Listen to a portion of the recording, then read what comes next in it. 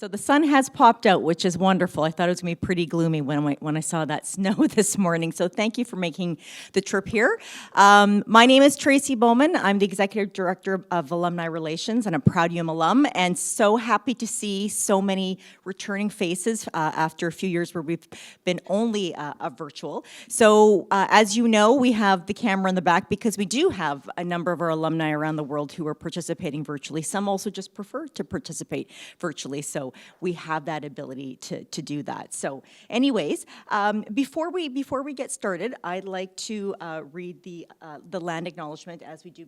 The University of Manitoba campuses are located on the original lands of the Anishinaabe, Cree, Oji-Cree, Dakota, and Dene peoples, and on the homeland of the Métis Nation. We respect the treaties that were made on these territories, we acknowledge the harms and mistakes of the past, and we dedicate ourselves to move forward in partnership with Indigenous communities in a spirit of reconciliation and collaboration. So thanks for joining us for today. As you know, today's topic is a really interesting one. It's called Love, Lean, and Lead, Lessons from the Manitoba Indigenous Response to the Pandemic. And I'd like to introduce our speaker for today, who actually doesn't have a PowerPoint. She's going to be just speaking to all of us, so it's going to be a different type of lecture. I'm sure you're really going to enjoy it. So Melanie McKinnon is our speaker today. She is a graduate of the University of Manitoba. She has a Bachelor of Nursing from 96, and she has had over a 25-year career in healthcare, serving in a variety of different roles. As a senior healthcare administrator and advocate, her work has informed regional and national policy shifts and generated new program mandates that seek to improve and protect the health and well-being of the communities that she serves. She's the executive director of Ongomiizwin Health Services and head of the Indigenous Institute of Health and Healing at the Rady Faculty of Health Sciences at the University of Manitoba.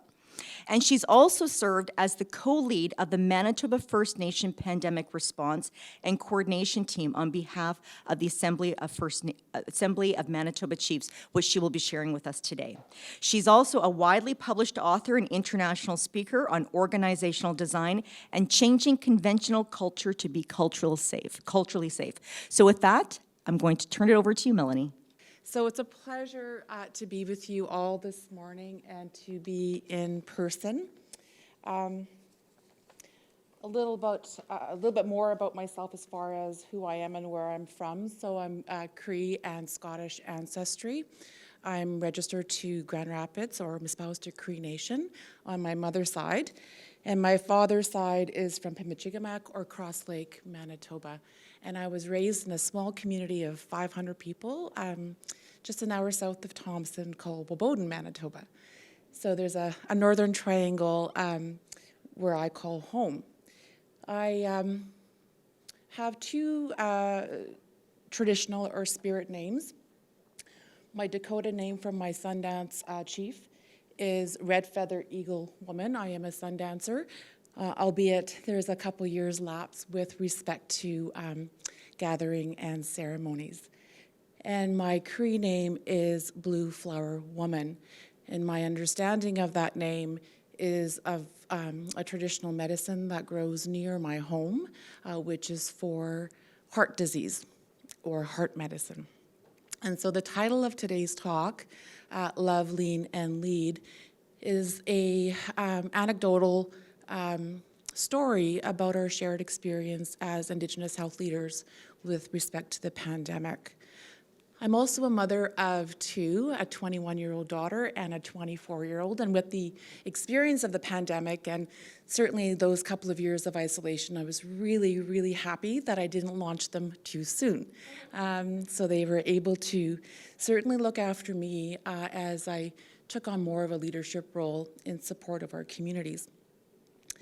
As mentioned, part of my responsibility as a Sundancer is to understand our culture and our teachings, but not just in a theoretical way, but how to live by them and put them into practice, and not just in my personal life, but also in our professional life.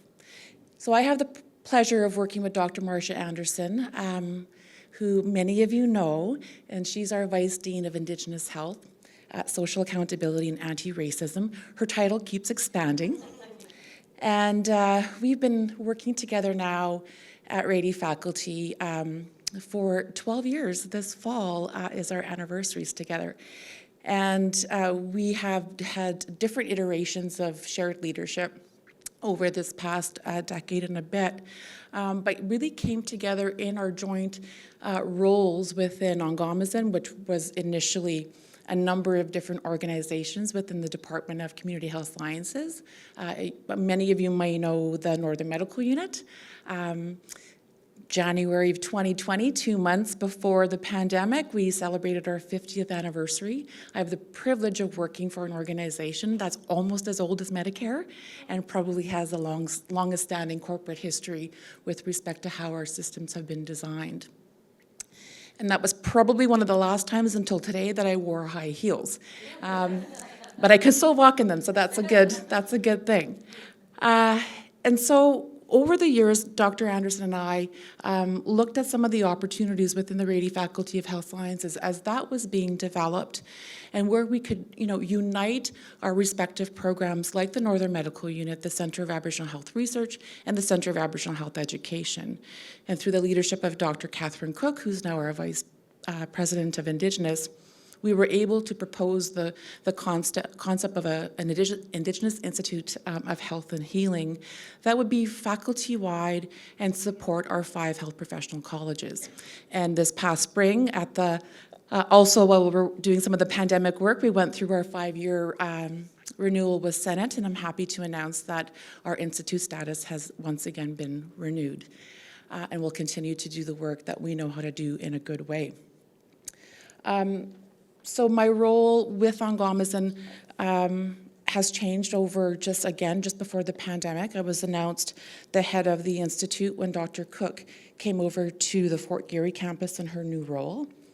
But just previously to that, I was seconded to the Assembly of Manitoba Chiefs to work on their health transformation or federal health transformation project. And so did that on a part-time basis.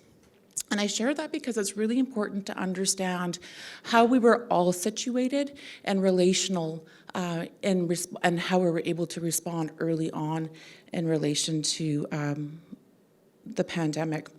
But as I said, those teachings around who we are, our ways of being, our sense of identity, our sense of purpose, also has to follow us into our workplace.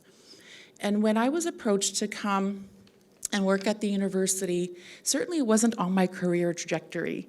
And that's the one great thing about nursing, is that the continuum of your career is incredibly vast. And I've been blessed to experience many, many aspects of a nursing career. And most of my clinical experience in my early years were all in First Nation communities on reserve, and had been taught invaluable lessons from the communities that I served then, and I continue to serve in a much more administrative leadership way today.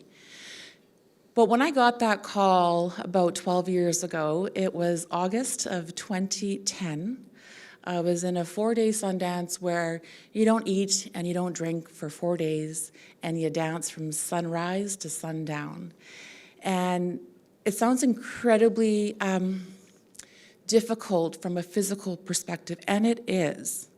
But it's a time to be of alignment. The teachings are, to align with your spiritual self, and to self-reflect, and to grow or gain an understanding of your purpose and your purpose in service. And in one of the rounds, as I'm dancing, I was going through a bit of a professional shift. I was, at that time, self-employed. I had my own consulting company, and it was very successful. But there's a different rigor to consulting, because people are buying your intellectual property, not your, not products that you can distribute. And there was only one of me, and so it was really, really challenging, but at the same time, still an honor to serve. So in that round, at that tree, I asked for the next place to be. And how do I continue to serve my community? What do I do next? And as mentioned, it's a rigorous 4 days. It's actually a week-long ceremony, but those are the toughest 4 days. And I was then home a couple days later, I'm very fortunate to live at a place where there is water, and I was sitting down by the water and recovering physically and reflecting upon my experience, which was a beautiful experience. And lo and behold, I get a phone call from Dr. Catherine Cook, and she says, "Mel, I know you're really, really busy. Can you just come and help us at the Northern Medical Unit just for a year?" Well, 12 years later, I'm still there. Obviously, there's much joy in my work. There's a sense of belonging, and there's a true sense of purpose. But my response to Kathy is, yeah, I can come, but you're going to get all of me. And all of me means the person that is living by her teachings, including love, and including balance, and including alignment. And the work that we do of service is centered on that compassion. Of course, as caregivers, that is the core of our values, is to be a compassionate caregiver. And so I'm proud to say that I get to work with an incredible team of like-minded individuals who share the same values and who also bought into a shared leadership approach. And that shared leadership approach is, I'll talk a little bit more about that today. But the work that we have to do in reconciliation and responding to the TRC action plan, the work that we need to do around understanding and growing our knowledge and making space for the Indigenous community is not work that we do alone. It's not work we can do alone. It's too much work.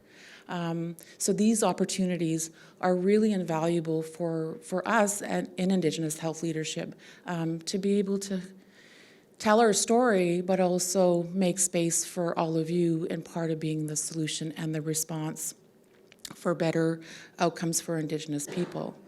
I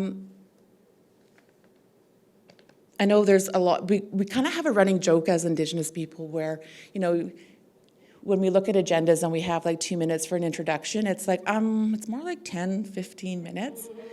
And that's really important because the teaching behind there is the grounding and the centering.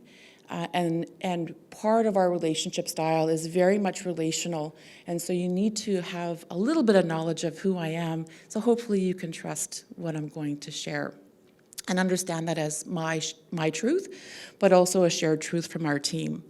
So I'd also like to recognize that I'm here because of the incredible team that I get to work with.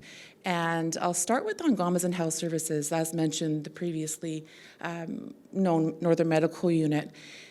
And I was the first non-physician leader just upon its 40th anniversary, and the first First Nation leader as well. It was always operated and directed by a physician, and one of them, the founding physician was Dr. Jack Hildes, and I still get to work with his daughter today and see how she carries his legacy.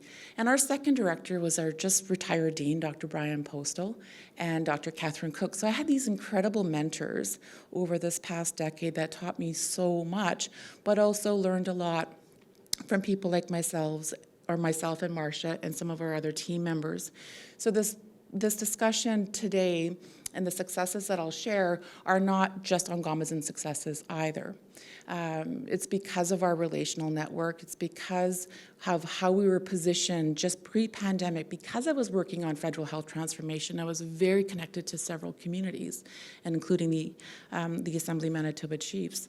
Because I was working with our esteemed former Chief Nursing Officer, Lynette Saragusa, who many of us saw on TV a few times a week, and doing that work with provincial healthcare transformation, we had the ability to kind of link up immediately because Dr. Brent Rusin was also a former medical officer of health for First Nation Inuit Health Branch. He knew our communities and he knew the federal healthcare system because we had different relationships within Rady Faculty of Health Sciences.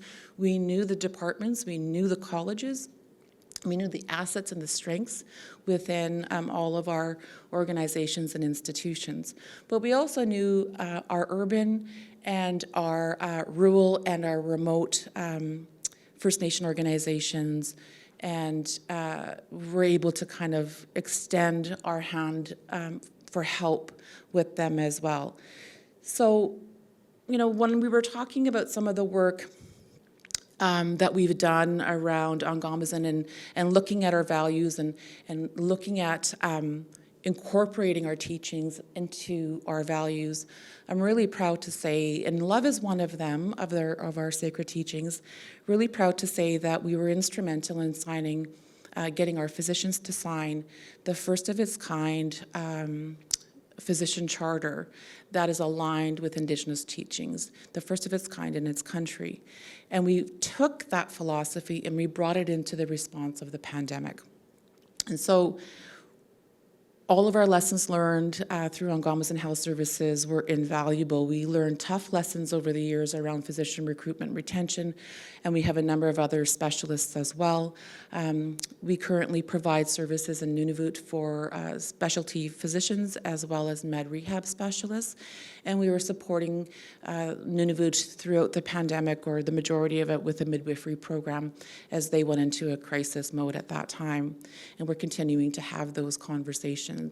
And we are in about 30 First Nation and Métis communities in Manitoba.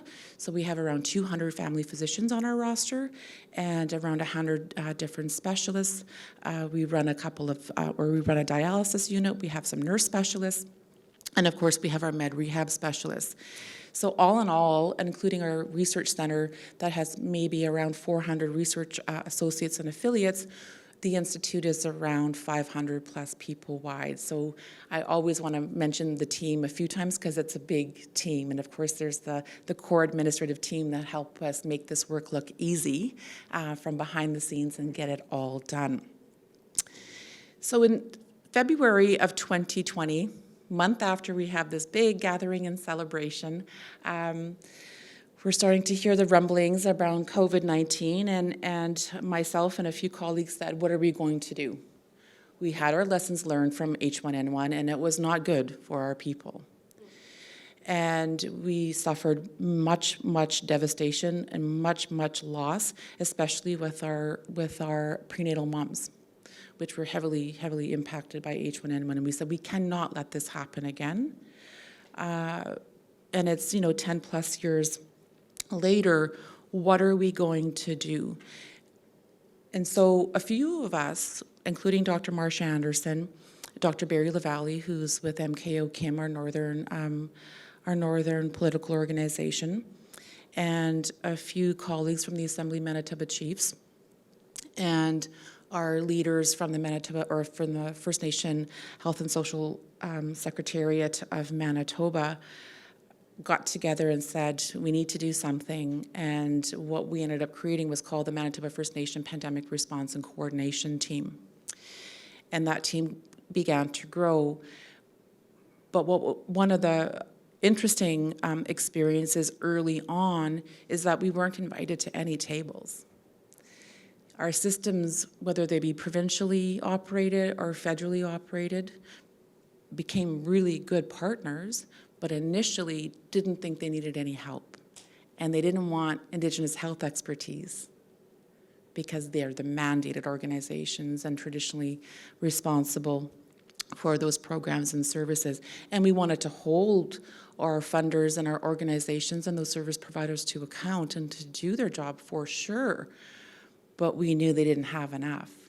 We knew that they didn't have enough people, underestimating the need for surge supports, the need for more health professionals. And so with a lot of leaning and a lot of conversations, we took up space. We weren't offered space. We took up space. And over the course of a few weeks and some co-development and co-planning, we came to some different designs and solutions as to what the response was going to be, and we took a social determinant to health approach to it.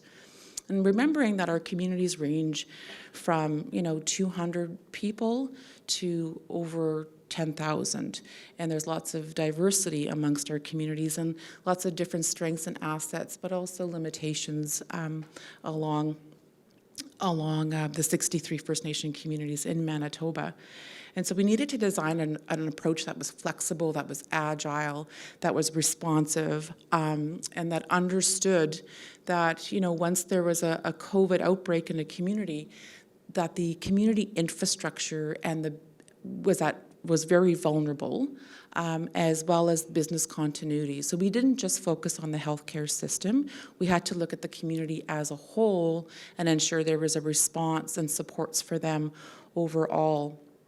And I'll give you some specific examples in a few minutes. But when we took that approach, and we had multiple agencies and organizations, all Indigenous, working through the PRCT, what we did was assign ourselves the most appropriate responsibilities according to our existing mandates. So Ongomiizwin took on a clinical outreach service role because that's what we were doing for 50 years. We knew how to do that. We had the infrastructure and the operational ability to deploy clinical resources and health human resources. Our partners at FNISM, the First Nation Health and Social Services Secretariat of Manitoba, they took on the AIA, the alternative isolation role, and the wraparound services and the culturally safe wraparound services there. Assembly Manitoba Chiefs took on the ambassadors. The ambassador program were instrumental in community continuity. When you have, a few employees for your water and treatment plant and they get COVID, who's going to look after your water and sewer infrastructure, right? When you only have so many employees in your grocery store and there's a COVID outbreak, who's going to keep the store open and make sure that there's food security? When your security guards in your health center get COVID, who's going to, provide the security? And so we took that big lens approach and ensured that amongst our organizations, we were all assigned respective roles and responsibilities. MKO and Kim were instrumental in harm reduction and addiction services, as well as their incredible response in the vaccine rollout for the underhoused population. There was lots of assumptions made by our provincial and federal partners around those mainstream systems being able to respond. And just one story, an incredible lesson learned for me in relation to our urban population is that we would access mainstream services, and we didn't see that with the vaccine centers. And so working with our community partners at the request of our federal ministers of Indigenous Services Canada, looking at First Nation or Indigenous specific vaccine and testing sites in the city was instrumental in our urban community having access to those services that were also really culturally safe and reflective of who they are. The Aboriginal Health and Wellness Centre and Mumaway were incredible urban Indigenous partners. But the example that I wanted to share around the vaccine rollout and center is, at that time, many of you may have seen on the news or recall, but there was an encampment just near Higgins and Main and that area of the city. And of course, the Aboriginal Health and Wellness Center is on Higgins Street and literally just across the road.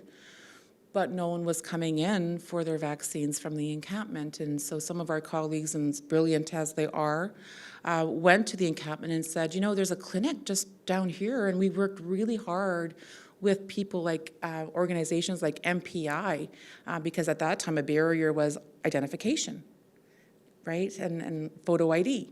And so we worked hard with MPI to actually get them set up in these vaccine clinics so that those that didn't have photo ID could get ID, but we also worked really hard that you don't need it. And so, things like the FIMS card and your address, those were all high barriers to a lot of the people that we serve that I think our policymakers and our program developers just take for granted that the rest of us as Manitobans, that's just a requisite in what we have. But when our colleagues went into the encampment and said, there's a clinic right there, how come you're not coming in? And they said, because everything I own in my life is right here. And if I leave it for 5 minutes, is probably not going to be here when I come back. So this bundle of my basic needs is far more important than the vaccine, unless you bring that vaccine to me. And so there was pivoting and agility and the ability to be flexible and coaching our provincial and our federal partners and what our realities are in community, whether that be urban or on reserve. And so those are little successes because those policies were challenged. And when we took a low barrier approach, and it was almost like with every guideline, with every protocol, there was an adaptation, almost every single one, whether it was the communications and how we had to change the language, or whether it was let's go to them, not expect them to come to us, and doing those kinds of shifts. And those are examples of where we really had to lean. Lean first to get invited to the table, and then while we're at the table, lean on to actually ensure that we were shifting that paradigm to be, to have a low barrier approach for access. And I thank all of our Indigenous partners, but as well as our federal and our provincial partners that were able to then really understand why we needed to be at the table. And they couldn't imagine doing this work without us when it was mostly said and done. We all know it's not said and done yet, but we're hopefully close. And so our ability to lead and was a responsibility that we had from our respective organizations, but also how we were situated in those relational networks that made some of it a little easier because those reciprocal accountabilities existed. We didn't just have professional relationships with ED of this organization, CEO of this organization. We had friendships, and we had personal accountabilities to co-lead and to share the responsibility of serving all Manitobans, and in our case, focusing on what we know about our communities in the Indigenous or the Indigenous community. And so it wasn't all hands on deck approach with multiple levels of government as well as our partners, and just some really specific outcomes that came out of what we designed at Ongomiizwin. We designed two kinds of different teams. In the beginning, we designed rapid response teams, which were responsible for testing surge support. So keep in mind that around 30 First Nation communities operate in a public health center kind of model. They might have one or two public health nurses working with them or for them. Some of our larger communities might have a nursing station with maybe 10 FTE, 12 FTE nurses working for them, and some itinerant physician services. So we knew when there were going to be community outbreaks, there wasn't enough clinicians on the ground. So we designed rapid response teams, and because the government also made some of the ministerial changes with respect to the orders, we were able to onboard occupational therapists as well as physiotherapists to be part of our physician and nursing teams and deploy interprofessional teams. I think we had upwards of, at one point, over 120 deployments, and we offered an additional 60,000 hours of clinical surge support that those communities and those local workforces would not have had access to without our support. And that was also only operational because we had the support of our former Dean Postal, who gave us space and was generous with our time to be part of the PRCT and to co-lead these initiatives, but also central administration and our Director of Operations, Raman Dhaliwal, like how and what the university and central admin did around looking at their policy and procedures and making sure that they were as flexible and agile and low barrier as possible, made the next thing happen, which I'm going to tell you, which is the vaccine teams. And so we also had a responsibility of designing vaccine teams for surge support. And it's still unbelievable to me we put the call out Rady faculty-wide, including alumni. And we sent that out on a Wednesday. And the following Tuesday afternoon, we had 350 immunizers on our roster with letters of offer in hand. No other organization has been able to do that in this country, and that's why I really don't want to leave behind or let go what happens behind the scenes and how our administrative teams really stood things up so that we could respond the way that we made it look to the public, but the behind the scenes work was just exemplary. And with all of those teams, my fearless director of nursing and health innovations, Melanie McKinnon, reminded me yesterday we were able to go on our first community road trip together since the pandemic. We were up in Ashern with the Interlake Eastern RHA celebrating some expansion there. But on our way up, she's like, you know what, Mel? We had all of those teams, all of those clinicians, and because of her certainly ability to lead, but her ability to follow guideline to a T, not one of our team members got COVID, not one. And so our infection prevention control and guidelines and Mel's fierceness about that ensured that we had professional safety at the highest of our priorities. So those are just some, a few examples of successes. Now, were there tensions? Absolutely. Was there confusion sometimes about who's doing what? For sure. We tried our best not to duplicate or triplicate efforts. We tried our best, to stay in our lane and not to step on our toes. But we were all learning in real time. And the only reason I shouldn't say the only reason. I don't do PowerPoints well because I'm a much better orator, I think, than I am focused on words. But one thing that I feel bad about is, I don't know if some's seen it because it's hilarious. It's that Friends video where they're trying to move a couch out of the apartment and it's like, pivot, pivot, pivot. Like that's basically what we said to each other for 2.5 years as this is Team Pivot. But from a leadership perspective, the agility and flexibility, a low barrier approach was the foundation to our successes. And we understand that a lot of the work that we were able to do here is also based on data and evidence. And the work that FINISM did around the data sharing agreement that they signed in February of 2020 with the provincial government, that was a decade in the making, gave us the data and the epidemiology and the race ethnic identifying data that we needed to make evidence-informed decisions so that First Nations and Indigenous people, not just in this province, but throughout the country, were first in line because of what the evidence was telling us. They were in hospital 20 years younger. And we were much sicker when we did, or if we did get COVID. And so the work of Dr. Anderson and Leona Starr through FINISM, or the research director there, was invaluable, and certainly their team members.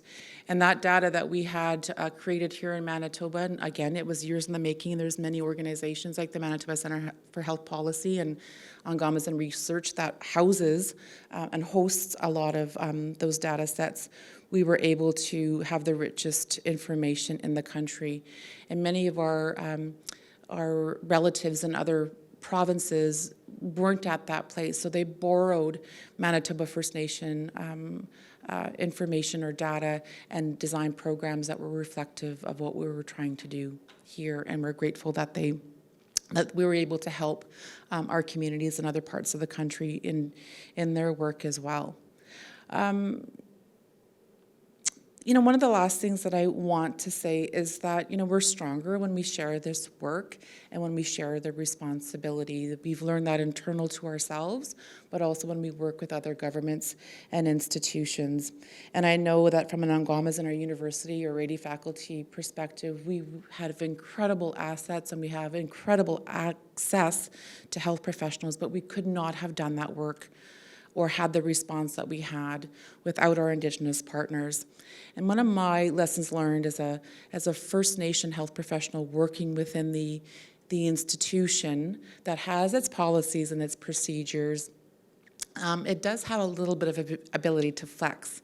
And so we need to continue some of these conversations. We need to be reflective and reflexive of our policies and programs and procedures and adapt them so that they can be easier accessible or if in some cases even modernized.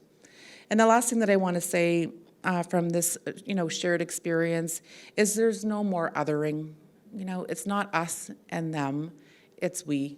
We have a responsibility to do this work together, and I think that we've proven that we can.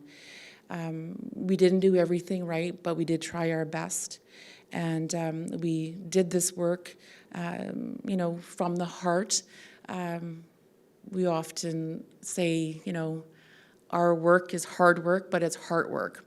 And because we were doing it for those reasons, those 12, 14, 16-hour days were physically tough. But that sundancer that, didn't eat and sleep and drink for 4 days, knew how to put her body through some kind of physical test. And I'm still in recovery, but I think that is for many of us in the healthcare system. And I just want to raise my hands to all of our colleagues, as well as our healthcare colleagues within mainstream healthcare system, because there's a recovery period, there is time to rest, there is time to value them, and I just ask you all to join me in raising our hands to all those that were part of the larger pandemic response and approach, and we did our best to keep Manitobans safe. So thank you very much. Open for questions, then, Tracy.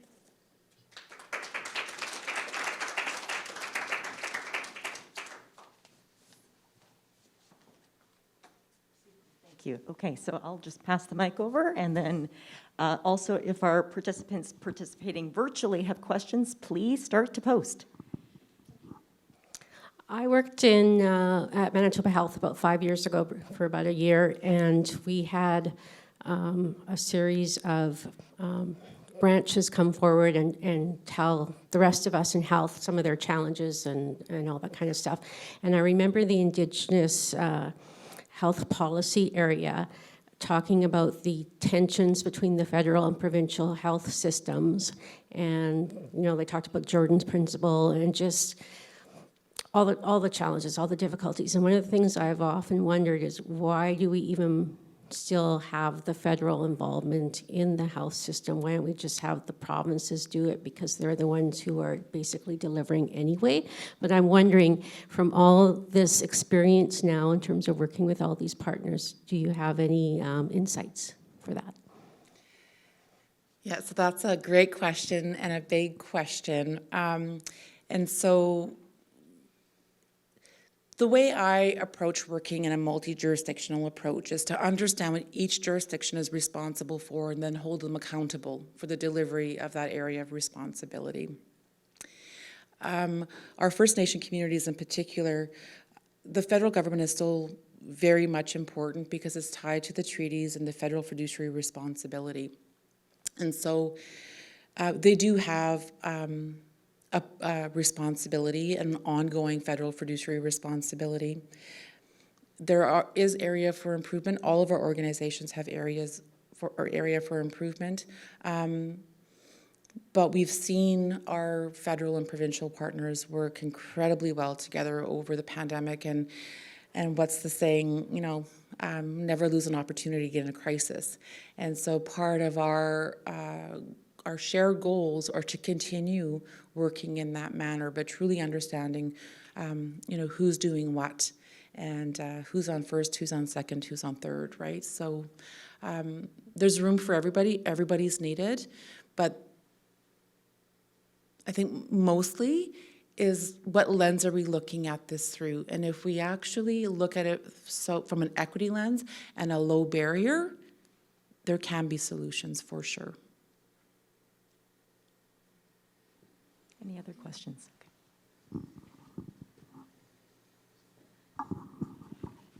Hello, I'm interested in the physician's charter. That was a really, I think, important, sensible, reasonable opportunity and method that you use to bring people together. And I'm wondering, I have two questions. One is, how do you think it has contributed to the effectiveness of your collaboration? But then part two is, how can it be rolled out to the larger health delivery system? Because we still hear of the challenges in emergency rooms, in accessing frontline primary care. And I just wonder if that is one of the tools or opportunities.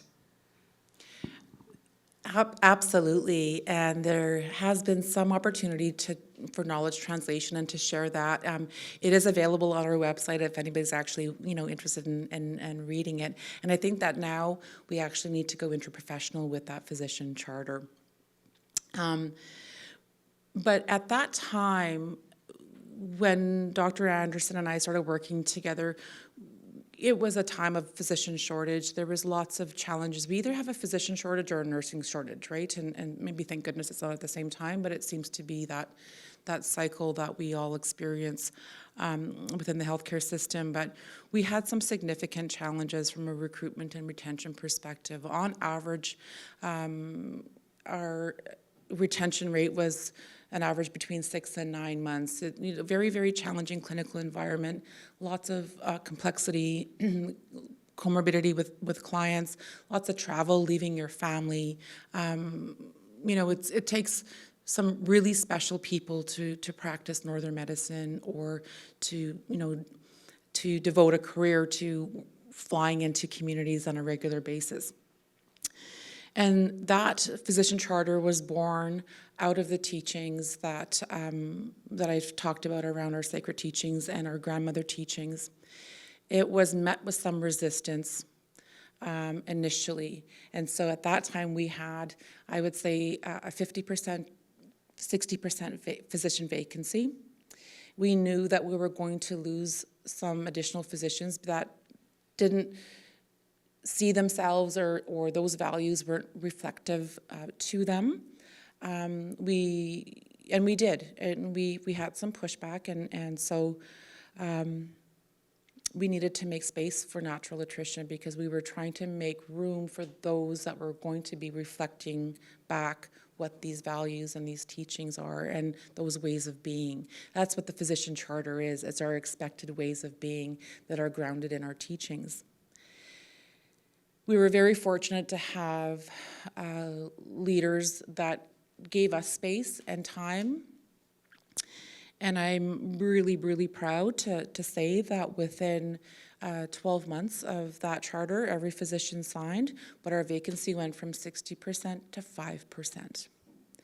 And what that told us is that we can be culturally safe, we can be culturally reflective of the populations that we're serving, and that the culture of medicine can be reflective and can be reflexive of the community that needs them the most with respect to vulnerable health status. And so over the years, it's been about 6 years since we've done that, there's been different iterations, but an incredible sense of stability. And I was talking to one of my other physicians yesterday, and we were in a different meeting. She's like, "Yeah, I've been working in the community for 8 years," and so that kind of sustainability.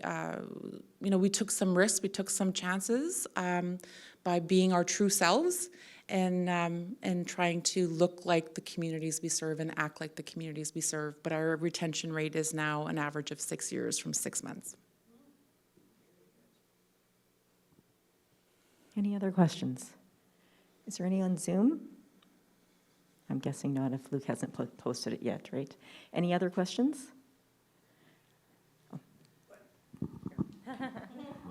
Sorry, just to follow up to that, because I'm quite interested in, it seems just so integral, because I can't imagine any physician in Manitoba who won't be involved in Indigenous health in all the time. So have you been successful in having those values and that concept of a charter introduced in the new doctors learning their practice? Because doesn't it have to start there? Yeah, there's been incredible work done by other leaders within Rady faculty, and Dr. Linda Diffie, recent PhD graduate, and Dr. Barry Lavallee did the Indigenous health curriculum for the College of Medicine, taking it from around 10 hours of Indigenous health content and over 90 hours. And our College of Medicine is certainly leading Indigenous health and with other universities across the country. And we're really, really proud for this space that's been not just made, but also taken, and will continue to grow in that way. But there are many levels and layers for access, and so there are some culturally safety module training resources available, and we do that jointly with the WRHA. I'm just going to read a question from one of our viewers on Zoom. So Melanie says, I love your story. Thanks for that. I also wonder if some of the learnings from our First Nations communities might also be useful for all groups and communities. My sense is that a lot of the responses could have used some of your approaches. I'm thinking about groups such as immigrants, linguistic minorities, etc. Any thoughts? We're happy to share our lessons learned. I mean, we didn't do everything right, but I think there is transferability and in the response. I mean, certainly in time of crisis, but I think there's lots of lessons learned in times of stability and recovery to continue with some of the enhancements that were and the supports that were experienced. We've got incredible stories from our urban Indigenous clients and our colleagues, and so they too have their own story to tell. And I kind of focus a little bit on the Ongomiizwin health experience because that was part of my responsibility with our team, but many more lessons to learn from others in their area of shared response, and absolutely it's transferable.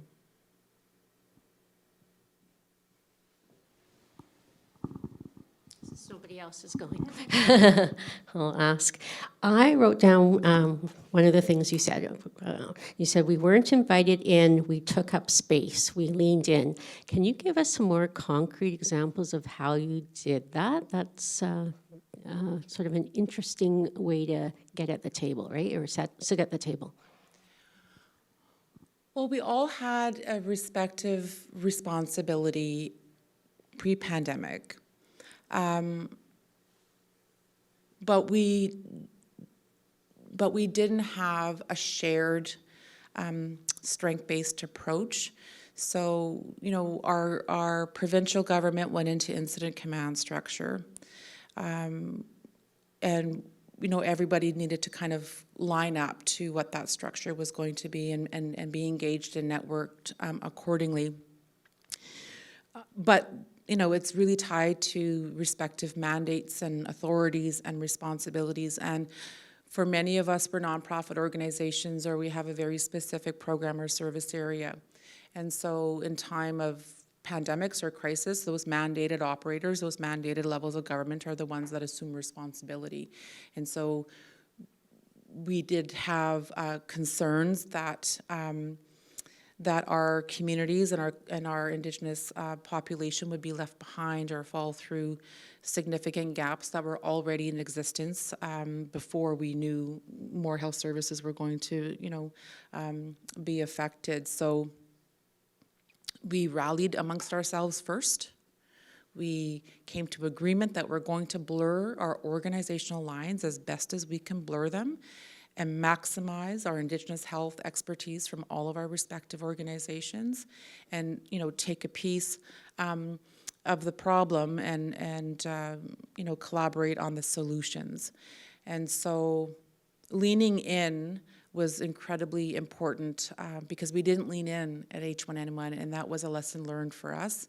We assumed our respective mainstream healthcare systems were going to be as responsive as we needed them to be. And so there was no hesitation from any of us about gathering our size, gathering our numbers, gathering our strength, and coming to the table collectively. And all of our partners, including our Indigenous partners, are really appreciative that we made those decisions early on in the response. Anyone else?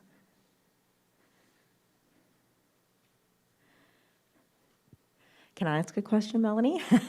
You did mention that lots of successes and some challenges. Can you speak to what you think was what was most successful that you saw and the biggest challenge? I think what I'm proud of most, again, understanding that I do have some experience working with a number of different organizations, but what I'm proud of most is how we came together as multiple agencies, multiple organizations. We weren't territorial, we shared the work, we collaborated, and we shared the responsibility. And I want that to continue. I don't want us to go back into our silos or our isolated organizations, because we really do need a solution-oriented, social determinant to health approach if we're going to improve any of our services to our Indigenous populations and help and hopefully improve health outcomes. That most challenging was relationships. And so it's the best thing and also the most challenging, because we're human beings. And we're human beings that are leaders during a crisis that none of us expected to be 2+ years long. I think it was our own physical sustainability and burnout prevention was the toughest thing. And a lesson learned from that is to well, maybe hopefully be retired if there's another pandemic, but have more people at the table from the beginning. And so we can continue to share the workload and the heavy lifting. But we've got some templates now and some foundation to launch from if and when we need to again. Just to follow up, you're saying that you hope that those partnerships continue now post-pandemic. What's the likelihood of that happening? Well, the partnerships will definitely continue because we were already great partners. But now how we work with each other and where there's areas to streamline, to be more seamless, and to understand that we all have a role to play and all hands and hearts and minds are needed. And to be, more collaborative in our approach. There's something interesting that, I thought it was interesting that I always said, pre-pandemic, as I understand, self-determination. And so I am, self-determination over health programs and services is even more of a priority for me to work on for our communities, because we had experiences that we didn't need to experience if they were in fact the authority in charge. And we all know that. We've been talking about that for decades. So self-determination and supporting that is our priority. But self-determination doesn't mean doing it by yourself. And so understanding what shared leadership, what shared work, and a collective and collaborative approach to making generational shifts of improvement for health programs and services is for what I want to focus on for communities, and we're all needed, every single one of us. Thank you. Any last questions? And no questions on Zoom? Oh, sorry. With the success of your program, what would you have for words of wisdom for regional health authority areas that had very low vaccination uptake and a lot of resistance. So what can you help with the rest of the province? Well, there's lots of different reasons for that. And I mean, I'm fortunate to have, friends and relatives in other jurisdictions and including the States, and listening to all their stories is fascinating. And of course, we Canadians and Manitobans watch a lot of American news, or maybe just me, I don't know. But I was fascinated by the Trump era and his leadership during the pandemic. But it's interesting where when some of the resistance around the government mandates and the understanding of that versus it's a public health response, I think we kind of mixed that up a little too soon, where it did seem like it was, and we did that provincially and we did that nationally, and I think we've done that internationally, where public health was second seat and the governments were first seat. And how our community members, all of our community members, responded to that, has been really interesting from like a philosophical perspective. And we're still asking those questions as to why it worked in certain places and uptake was lower in others. And there's many, many contributing factors to that, and including personal beliefs, of course, which we all are entitled to have. But how we've messaged and our consistency in our approach, I think, was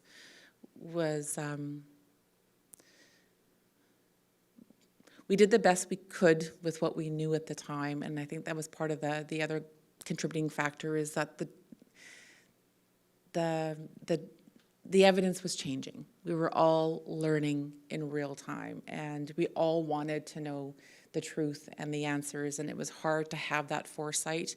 Like I said, it's a pandemic that we all hoped within a quarter it was going to be over, right? Like, okay, 3 more months, right? Chug it, chug it, chug. 3 more months, and then we're 2+ years later. So,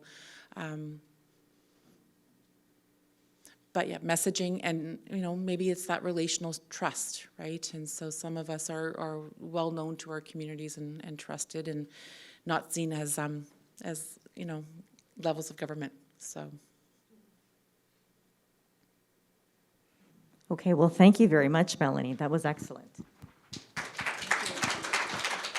So our next presentation is 2 weeks from today on October the 20th, where our speaker is Dr. Laurie Kirschenbaum. He last presented in one of our virtual Learning for Lives. I want to say it was a year ago, maybe 2. And then he's also presented in person as well. He is also, he's a 3-time alum of the University of Manitoba and a professor at the Max Rady College of Medicine in physiology and pathophysiology at the Rady Faculty of Health Sciences. And his topic is no time to waste. His expertise is in cardiovascular research, so you won't want to miss that. So it'll be a very interesting and engaging presentation. So with that, we're done for today, but there's coffee and there's cookies and whatnot outside, so please help yourself. Maybe if Melanie, if you have a few minutes, if anybody wanted to, just pull her aside and have some additional questions, I'm sure she'd be open to that. But thank you very much, all of you participating in person and virtually, and we will see you in 2 weeks. Thank you.